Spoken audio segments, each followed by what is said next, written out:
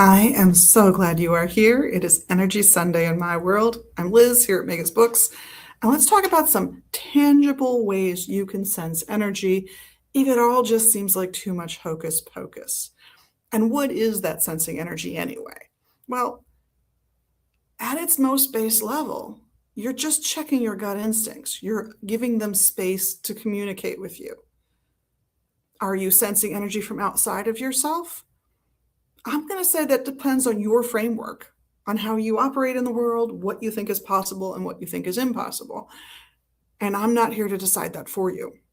I am going to say that lots of people experience energy that they absolutely sense because they walked into the space, because they touched an object that wasn't anything like what they were feeling just a moment before. And those are palpable experiences for those people. And they matter, they're important, or they wouldn't have happened, frankly.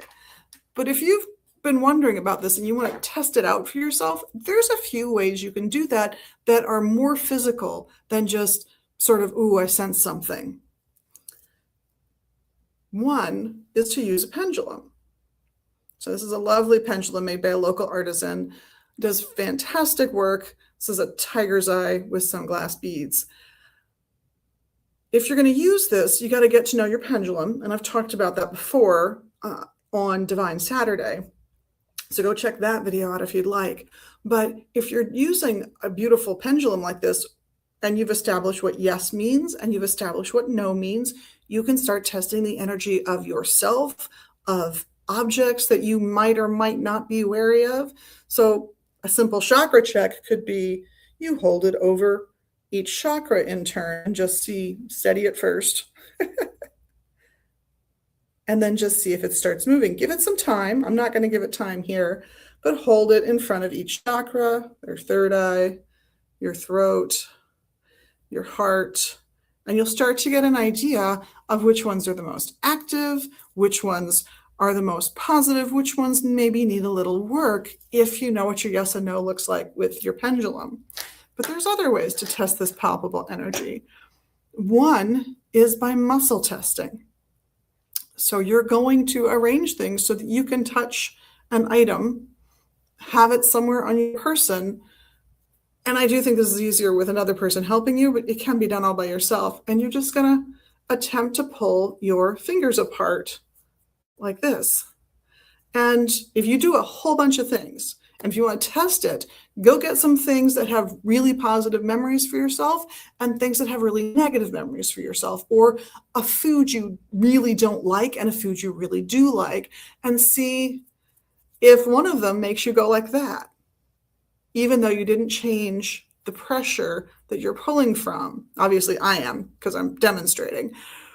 It's sort of startling. Now, this is a more modern method of muscle testing. Older methods just involve holding your arm out while someone pushes down on it.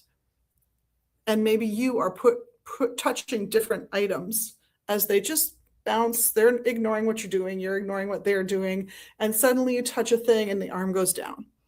No one changed. You weren't changing how hard you held it up, as far as you know. They weren't changing how much pressure they put on, as far as they know. Again, they don't even have to be watching what you're touching, but it's startling when it happens. And another method, just to give you one more, would be to feel your pulse.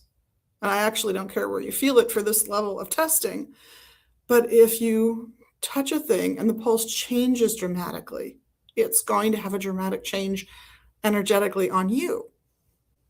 Does it make the item that you responded to negatively bad, inherently bad in and of itself? No. It means that it presents an issue for you to work on, not for the inanimate object to work on. Is it possible it needs to be cleansed energetically? Yeah. If you have a really bad response to something, cleanse it energetically for a few days and try again and see if it changes how you respond. If it doesn't change how you respond, then I'm going to posit it's not the object, but you. And that you've discovered something really important for yourself and something you need to work on. Have fun with these techniques. Let me know how they work for you. And I'm so curious about your own experience with it. Do let me know. But in the meantime, thank you for being your amazing, magical you. Everyone here at Magus Books in Minneapolis loves that about you, of course.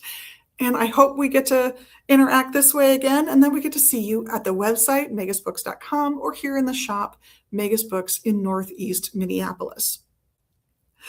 Have a wonderful week, and blessed be.